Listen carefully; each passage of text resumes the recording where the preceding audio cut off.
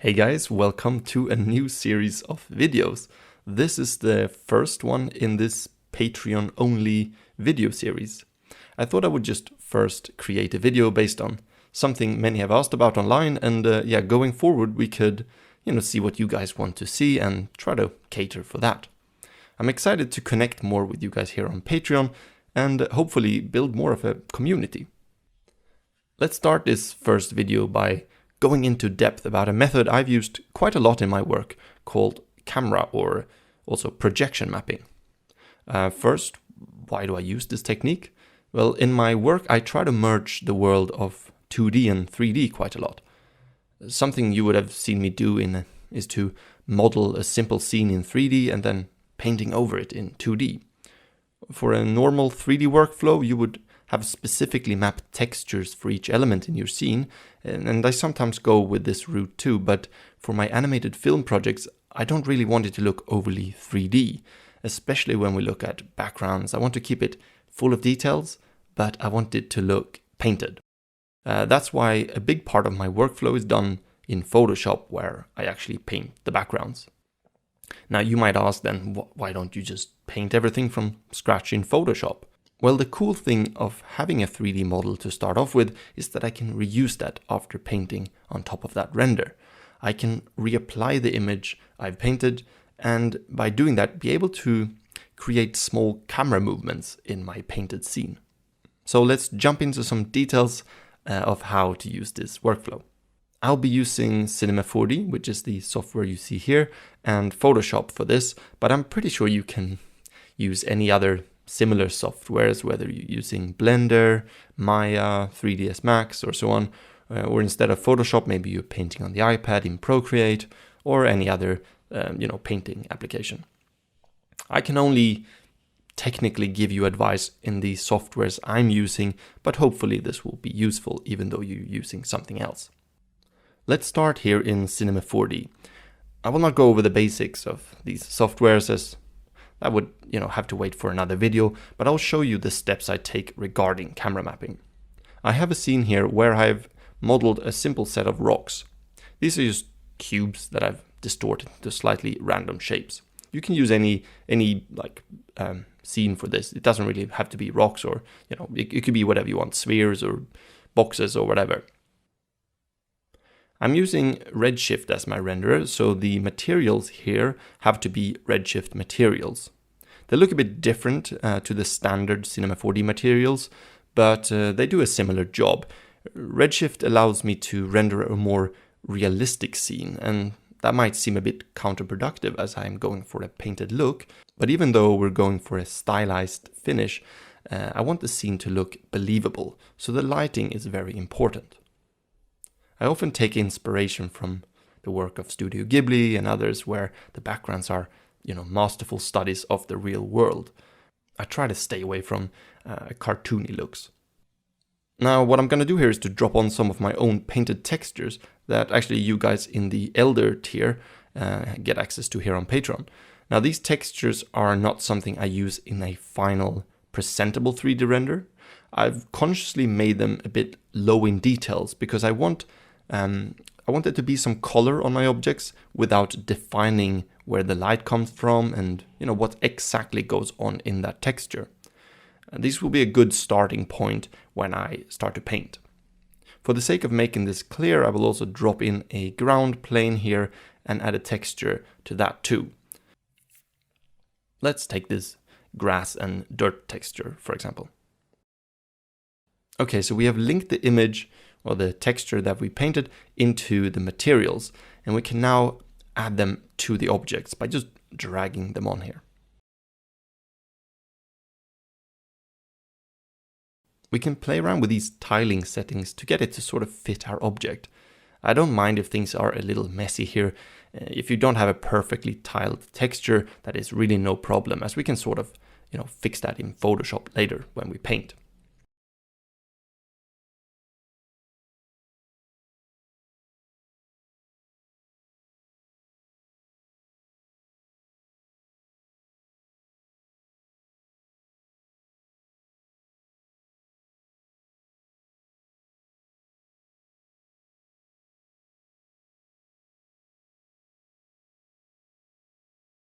Okay, I'm happy with these here. The final step here is lighting. Before we add some lights, I'm just gonna go to the render settings and tell Redshift to use global illumination. I'm gonna set both of these to brute force.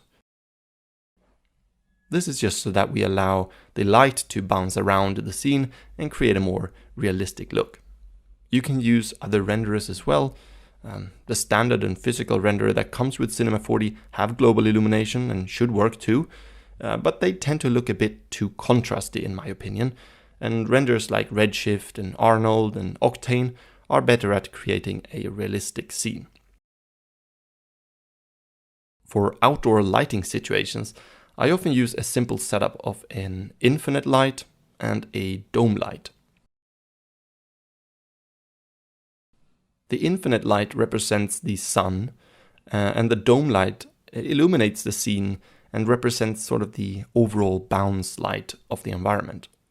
You can set an HDR image in these if you want an even more realistic look, but in this workflow I often just use a fully white covering dome light.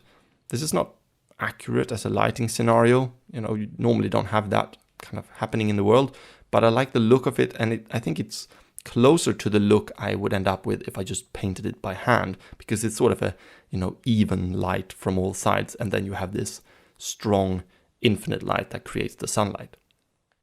Okay, so let's hit render here and see what we got.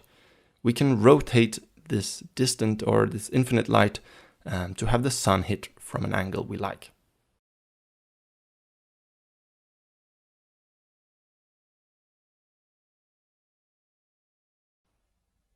Maybe this one looks good here.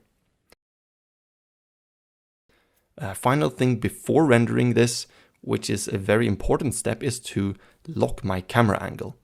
You want to make sure that this is the angle you want, because once you have committed to it, there is really no turning back here.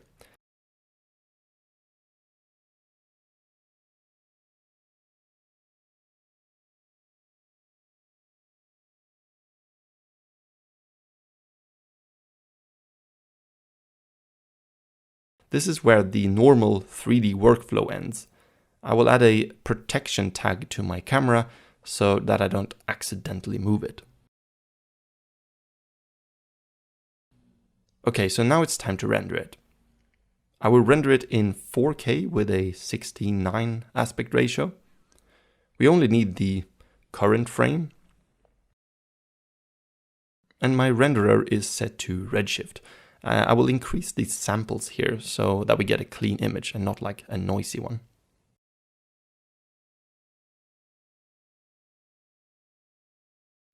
We can set the destination where the image will land, and I will also make sure that the alpha channel is enabled, and we can render it as a PNG or TIFF or some format that supports alpha.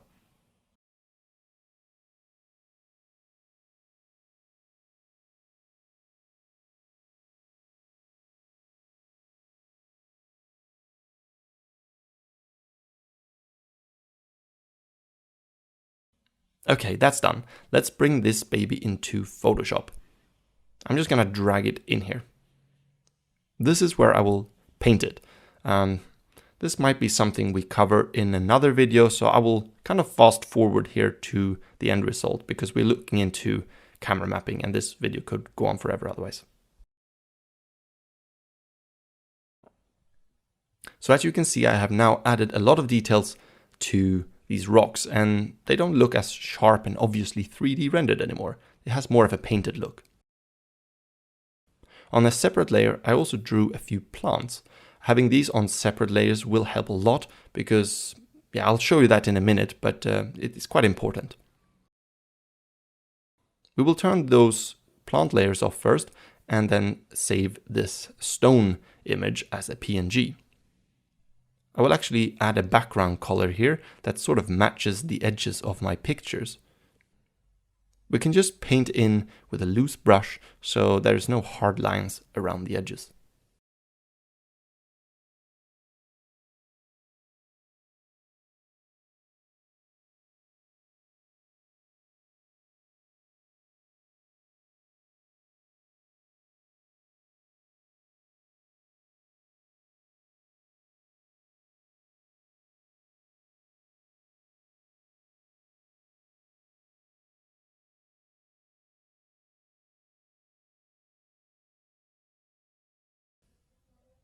So we've saved that, and now we can save the plants as well on a separate layer.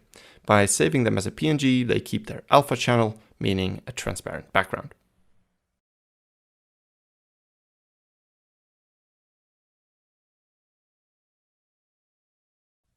Let's move back into Cinema 4D and add these back onto the geometry.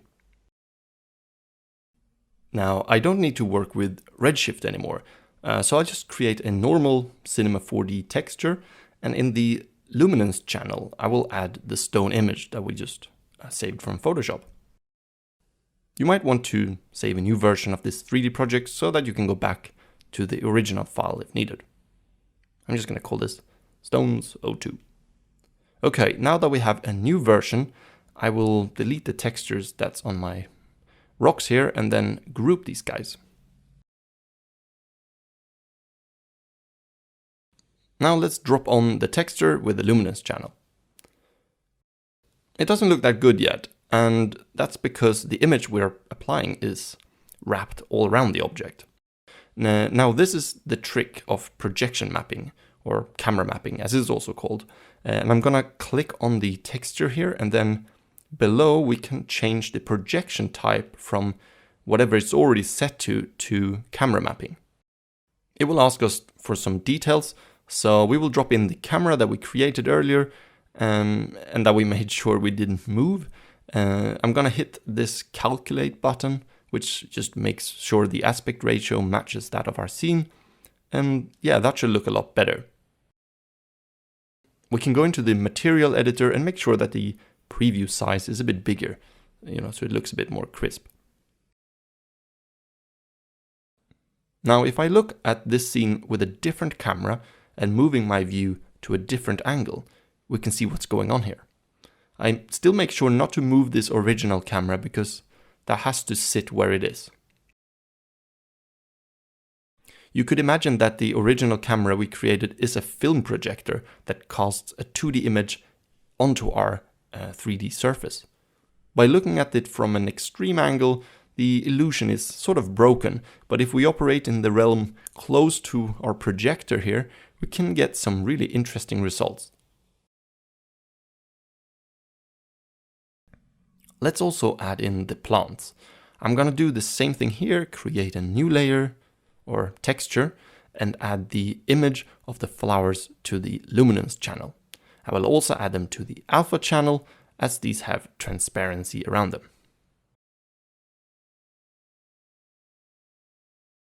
Then let's add some simple planes to the scene that can be the carrier for these flowers.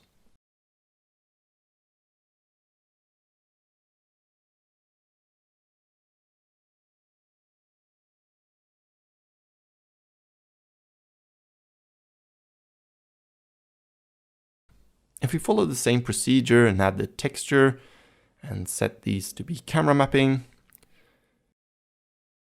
we get this pretty cool result.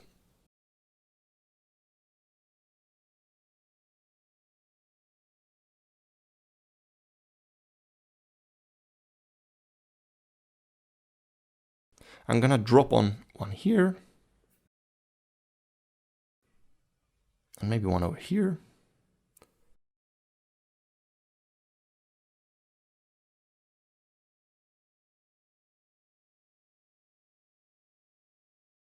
If these flowers would have been part of the first stone image, they would have sort of laid flat on top of the surface of the stone as we move the camera. As you can see, using projection mapping requires you to plan the scene a bit. Objects that are overlapping each other, like the flowers here, or they are in different depths, they normally need to be painted on separate layers to not break the illusion. But when you overcome these challenges, I think the result looks very cool, and it opens a world, to move inside your painted images in a sort of 3D fashion without it looking too 3D. By using luminance layers, I don't allow Cinema 4D to add any kind of shading to my objects, since that step we've already done, the lighting setup we did in the early stages and during the painting. Now we can animate the camera in this scene and finally render it as a final thing. This is just one element of a scene, but you could add more things behind it, on separate layers to create a full environment, but the same method applies to that. Let me know if this was useful, and also drop me some suggestions on what we can tackle in the next one. I will take any suggestions and then create a sort of poll or something like that for the members of the Elder tier so they can decide what the next video is about. I'll try to create these videos, every now and then, but also you should check in on my YouTube channel for the normal progress on my film. All right, massive thanks for all the support from you guys. It really means a lot. I hope you're all doing well, and I'm excited to make more of these. So see you in the next one. Bye.